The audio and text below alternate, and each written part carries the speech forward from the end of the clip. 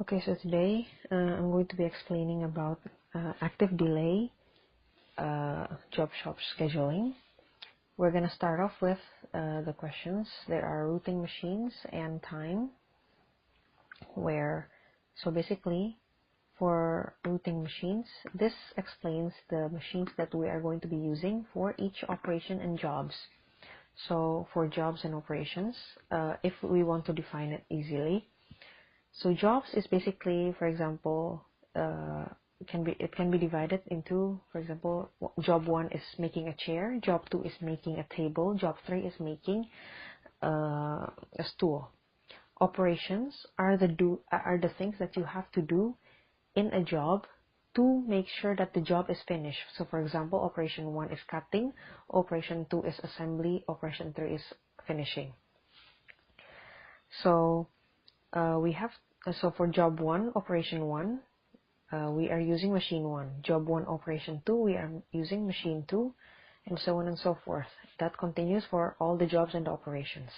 Next, for the time itself, just like the other table, it explains the time that is spent for each job and operation. So for job 1, operation 1, it takes 8 minutes. Job 1, operation 2 takes 3 minutes, and so on and so forth. This will be used later on for the table and the stage for each stages.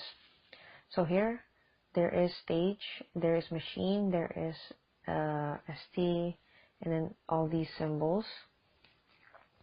For stage, it basically states where you are, and then in the calculations. And then for the machines, it explains the time that is already spent in a machine. So for all these numbers, for stage 0, all the numbers are still 0 because none of the jobs and the operation has been done, and none of the machine is on yet, so no time has been spent on any of the machines. For ST, you can see from the yellow box on the top, ST, there are 3-digit numbers for each row. It defines the job, the operation, and the machine that is used for a certain job. So this is usually done according to the job. So for example, here we have 3 jobs, so we have 3 rows. 111 means job 1, operation 1, machine 1.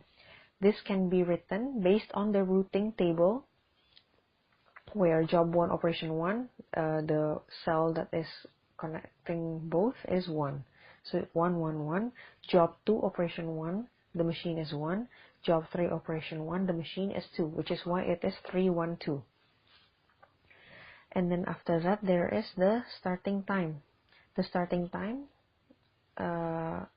it is, as you can see, it is written as 000 for all 3 rows because none of the machine have started yet. And then next to it, TIG, it defines the time that is spent for a certain job and operation. So for job 1, operation 1, it takes 8 minutes. Job 2, operation 1 takes 4 minutes. Job 3, operation 1 takes 10 minutes. And then for RJ, as you can see, it is the sum of the starting time and the operation time. So 0 plus 8 is 8, 0 plus 4 is 4, 0 plus 10 is 10. And then after that, for active delay, we choose the smallest sum number. So we are picking the smallest number in the column of RJ. Because there is 8, 4, and 10, the smallest number is 4. So the smallest number is 4, which is why we're going to pick that row. We're going to pick job 2, operation 1, machine 1. M defines the machine that we have chosen, and PST defines the job, the operation, and the machine that we are using. So this will affect the next stage. For stage 1, for machine 1, number will be replaced by 4 because in the previous stage we have chosen machine 1 to be used for job 2, operation 1, which uses 4 minutes. So, which is why it is written as 4 minutes for machine 1 because it has been used for 4 minutes. The other numbers are still 0 because none of them has been used. For the ST, the only one that changes is the row that we chose in the previous stage. So here 111 stays the same, 312 stays the same, but 211 changes to 223 because job 2 operation 1 is finished. So we have to continue to the next operation, which is job 2 operation 2. Here we can see that job 2 operation 2 is 3, uses machine 3, so it is written as 223. For the starting time, under normal circumstances, only the row that we chose in the previous stage will change the starting time. But as we can see from the blue box that has been marked, because from the previous stage, both machines both jobs had to use machine 1 to perform their operation. Because machine 1 has been used by job 2 operation 1 and the time spent is 4 minutes, job 1 operation 1 cannot start in 0 minutes because it has been used from 0 minutes to 4 minutes by job 2 operation 1. Because it has been used, then we have to put 4 in the starting time because that is the minimum time that they can use now according to the job and operation that we have already made, that we have already done. Because because the machine has been used for 4 minutes, the least time that we can use for job 1 operation 1 is 4 minutes. We cannot use 0 anymore because it has been used. And then we do the same for 312. The starting time is still the same. It is not affected because it is from different machines. TIG, we see the timetable. RJ is the sum. 4 plus 8 is 12. 4 plus 9 is 13. 0 plus 10 is 10, and so on and so forth. Again, we choose the smallest number from RJ, which is 10. So 10, machine 2, 312.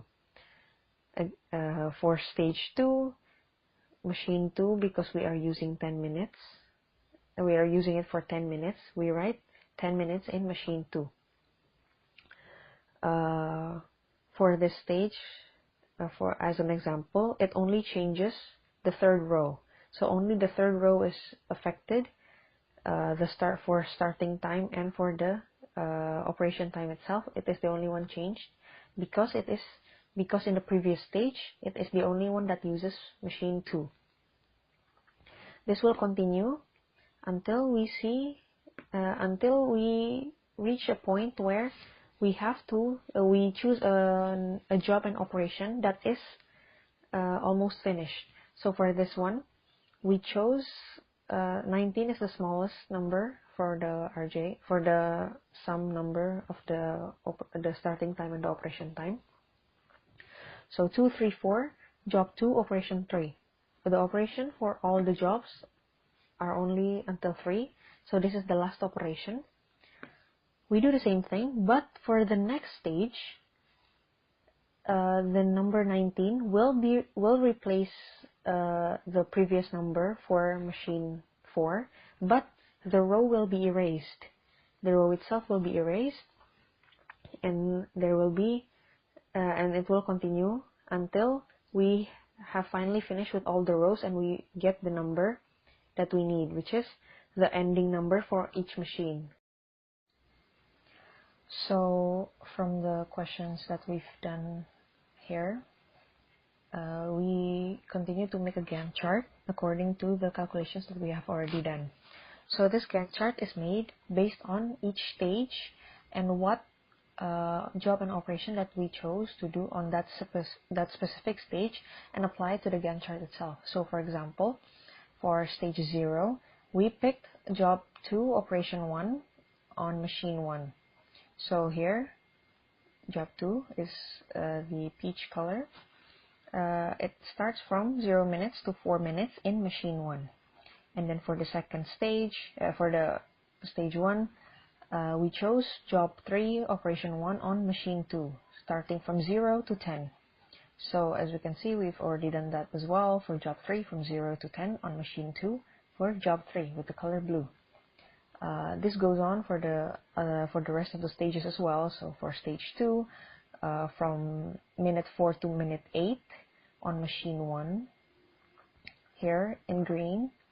So this Gantt chart is going to help us figure out whether we have done the calculations correctly or not, whether there is overlapping of jobs and operations. But as we can see here, there is no overlapping. Everything is in line. None of the jobs are done at the same time with the others on the same machine. So therefore, that we can conclude that the calculations that we have done is already correct. This Gantt chart will also show the idle time that is actually spent on each of the machines itself. So for example, there is these 2 white gaps, so from minute 13 to minute 15. So there's a 2-minute gap, for example, between job 2 and job 1 on machine 3, and so on and so forth. So we can see from here, from the idle time, we can also see the maximum time span that we actually spend on all 3 jobs and all the operations, which in this case is 27 minutes, because that is exactly when the last operation is finished.